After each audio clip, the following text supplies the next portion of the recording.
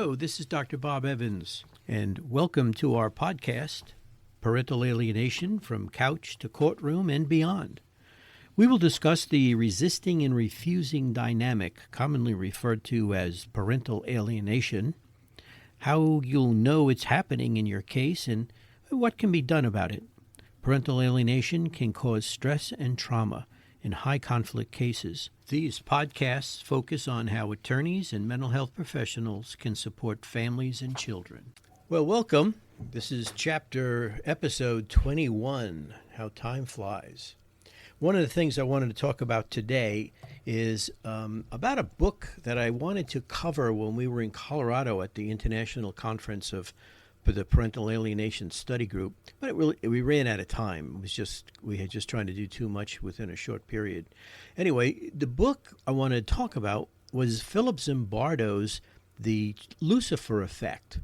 Now, Philip Zimbardo is a social psychologist, and just so you know the difference between a social psychologist and a clinical psychologist is interested in the individual kind of dysfunctions within the person, clinical personality disorders, mental disorders, that type of thing. And obviously trying to help that person have a better functioning.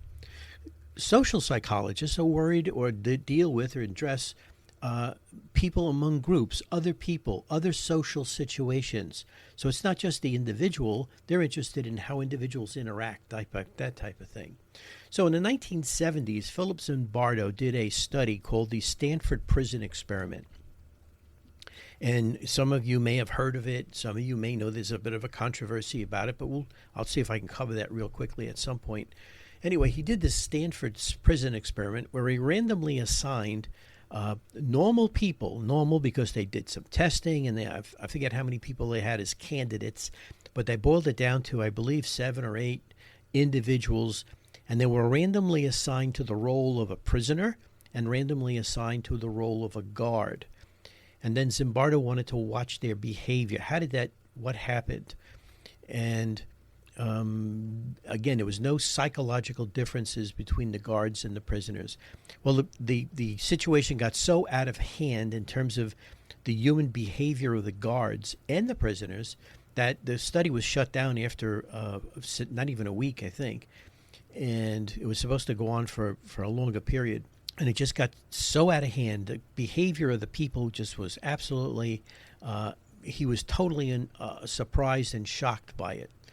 Well, he uses that example, that study, now back in the 70s, to talk about how situations and systems affect human behavior. It turns out that during the Iraq War, Zimbardo was called in as an expert for the Abu Ghraib guard situation when the prisoners that they behaved so unbelievably out of control. And his question goes back to, well, how do good people do bad things? How is it? I mean, the soldiers, generally speaking, are not maniacal people. These were Army reservists that came out of civilian life. They were put into a situation, i.e. the Iraq War. And so that's what they did. But their behavior was so horrific. And so Zimbardo kept coming back to, so how does this happen? How do people do bad things?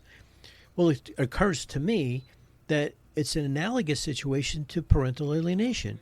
How is it that good parents, good people, do things like alienate their child against another parent? Now, it's not the same degree of the Abu Ghraib tragedy, if you will, he actually goes into, his book actually goes into some historical figures, Adolf Hitler, Joseph Stalin. I mean, these people did obviously horrendous things. So, but on another level, parental alienation is a pretty horrendous thing. It's child abuse. And I have a paper that actually discusses that in terms of meeting the APSAC, the American Society of Professionals on Child Abuse. It meets their guidelines. So anyway, Zimbardo says like there's 3 elements to a situation that we need to be looking at. And so I kind of transformed that into the 3 elements that we have to look at in terms of parental alienation. And that's the individual level, and that's where you're talking about parents and children. There's a social situation where you're talking about a dissolution of a relationship. That's the situation that's going on. And then you have the system, and the system is the legal system. So people are finding themselves in the legal system dealing with these types of elements, if you will, that are in there. And so he says, like, I'm saying good parents and children can do bad things. Why? How does that happen? Well, if you're taking some of our other courses, we talk about the biological system of children, how it's, basically at a stage when it's ripe for learning. Children are very susceptible to external influences, i.e., favorite parents, grandparents who want to encourage the alienation, that type of thing. But he also talks about basically evil being the exercise of power that's unchecked. Well, isn't that alienation too? Isn't alienation the exercise of power by one parent that is unchecked by the system? How many times do you hear people, in contempt of court orders, and the court, there are no consequences. Don't do it again. If it happens again, and it just kind of goes on and on and on again. It's very rare events where you see a court enforcing its court orders with any kind of strength, if you will. And then that's the situation. Is this disposition is within the person, their characteristics. The situation is external to the person. We talked about the dissolution. And then there's a systemic environment, the adversarial legal system. It's kind of interesting to look at those three elements. So basically, in the Lucifer effect, we're looking at men and women are basically equal players. And the research has shown over and over again that men and women are capable of doing the same things, whatever the situation is, that encourages their behavior. So originally, Richard Gardner talked about 80% of alienation being executed by women. He later adjusted that to 50-50, and there's really no way to really research that because it's really hard to get a hold of the data. But anyway, he was talking about power without oversight is a prescription for abuse, and that's what we're observing in family court systems, isn't it? Frequently. So within the family, you got an alienating parent has really taken all of the power. They're operating within the legal system. It's unchecked, and there's non-enforcement of orders. It's a recipe for abuse. The delays in the court system, because of their being overcrowded, is basically sabotages the entire family system. So the Lucifer effect was an attempt to understand the process of transformation, the transformation of how good people wind up doing bad things. What makes people go wrong? What makes human behavior work? What determines human thought and action? And to what extent are we creatures of the situation? So, again, I presented this as a thoughts to ponder, but there's a dispositional level, and that's within the litigants and the family. The situational is related to the dissolution, and the systemic is the legal system. One of the things Zimbardo was really emphasizing was that we tend to overestimate the dispositional qualities within the person and underestimate the situational and the systemic factors. And that's an interesting thing to think about. Overestimating the dispositional qualities within a person, the characteristics of the person, the personality, their traits. We overestimate that, and we underestimate the situation that people find themselves in and how that influences human behavior. So within the dispositional level, you have psychopathology. We know frequently that parental alienation, the alienating parent, very often has a personality disorder, very often has some sort of if not a medical condition, they have some kind of a background that's kind of making it difficult for them to function in a normal, socially acceptable way. Very frequently, the alienating or favored parent has a developmental history that basically she experienced trauma. They had a traumatic childhood. There was some kind of an event that was unresolved, which is a key element here. In other words, they've been abandoned. They've been alienated. They had a parent leave their childhood early early on. There's some sort of a developmental history, a traumatic history within the alienating parent that goes unresolved.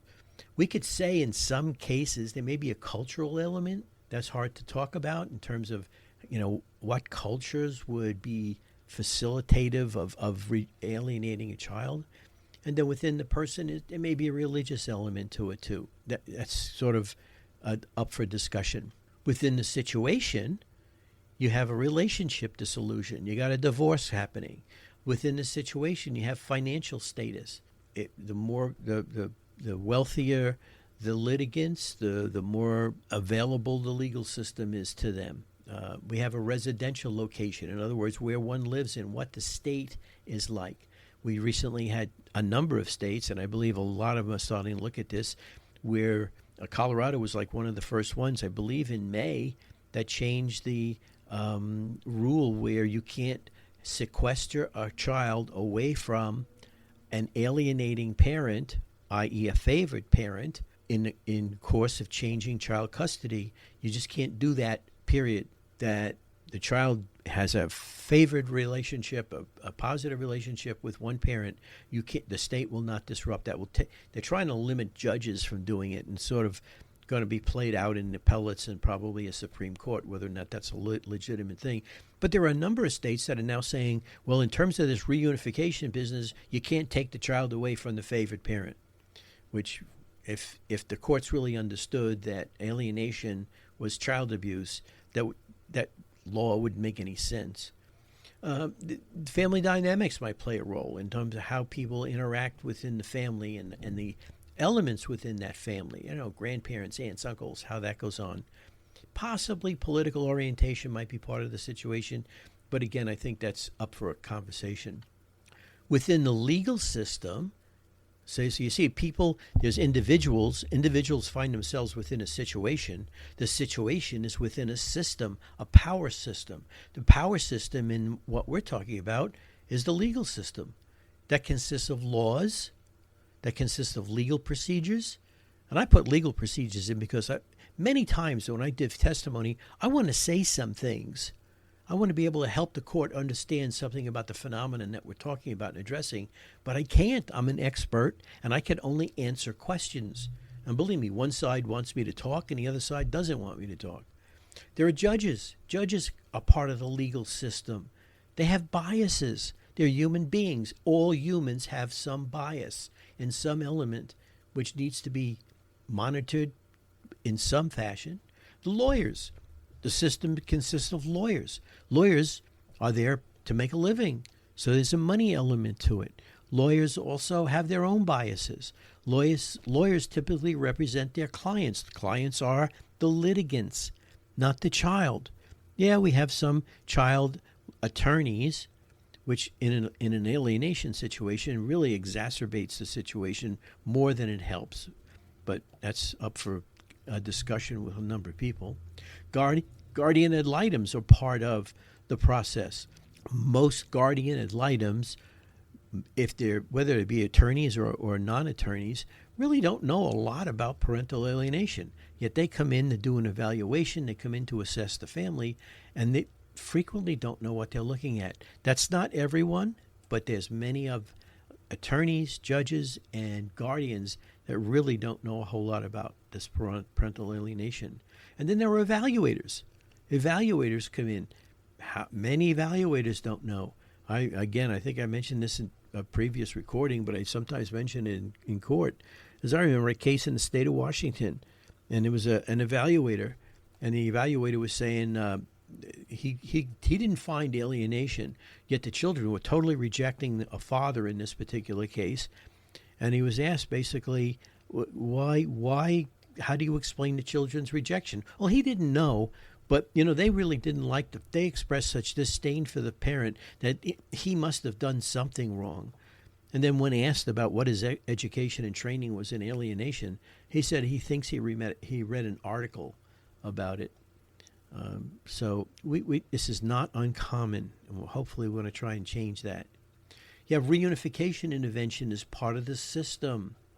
And if the reunification specialist, therapist, whatever, isn't aware of parental alienation and some of the nuances of it, it's not the reunification isn't going to work. And then finally, there are therapists, mental health professionals, and they're part of the system. So it's really interesting to look at these elements and teasing out how these elements can play a role and what we can do in these situations to deal with them in a more effective way. Zimbardo says, if you want to change the person, you got to change the situation. If you want to change the situation, you have to change the system, the power system. In his book, it was really interesting because he talked about a number of studies. One was interesting, which I hadn't heard of. It was back in the 1970s with a person by the name of Albert Bandura. Albert Bandura was the researcher who basically did the research on children watching violence, watching violent situations like cartoons, movies. If children watch those things, they immediately begin to exhibit violent behavior. And it's sort of a done science. In other words, if you expose children and people to violent movies and violent episodes and things, that it arouses them to become violent, interestingly enough. And so we wonder what's going on in our culture and society. All you got to do is watch the movies that are being put out there. But that's another conversation. Albert Bandura did a study where he had 3 different situations, and each group of people had a leader. And the leader was to rate the group. And so they set it up in such a way that there was a Confederate who basically was talking aside and allowed the instructor, who was really the subject of the study, allowed this instructor to hear comments about each group. And one group, the instructor heard that these were really good people. They were really nice people. They really were very respectful, really liked them. Another group, these were a bunch of wise guys, and these guys really, really kind of not really nice people, and they were kind of, really disrespectful and that type of thing. And then the third group, they basically had nothing, no information was really shared about the third group. At the end of the study, the instructor was rating the groups, and the group that the instructor overheard that these were really nice people, they got the highest grade. The group that was told that they were kind of disrespectful and they were really not nice, they got the lowest grade. And the group where they heard nothing, they got the middle of the road grade. One utterance about a group of people affected the outcome, the opinion of this instructor. You may be familiar with, I think it was Rosenthal's studies, where teachers were told that this class was a super bright class and very highly intelligent, and another group was identified as being very slow, and these were kind of a developmentally delayed group, and blah blah blah. And then of course the third group was nothing. They were kind of average. Well, the behavior of the students as a function of what the teacher thought was correlated to what the teachers were informed of. The group where the teacher was told that these were really bright children, their academics really performed very highly. The group where the children were told that they were really slower group of children, their scores were actually lower than they normally would have been. And the third group was typically the average group. These are 2 different studies that strongly suggest the effect of what you're telling people affects their behavior. Not only affects their behavior, but can actually influence the group behavior. So imagine a loved parent telling a child that the other parent is dangerous, doesn't love them, doesn't deserve their love and affection, has rejected them, has divorced them. Imagine telling a child negative things about a targeted parent. And people are actually arguing that that doesn't necessarily affect the child's behavior or relationship with the other parent. There is research to show that it's clearly that has an effect on children and it affects the relationship. It's really striking. Anyway, I don't want to keep you guys too long. I really appreciate it. Please remember that we have some training up on NAOPAS. Feel free. and maybe we'll see you the next time. Thank you. Thank you so much for joining us today.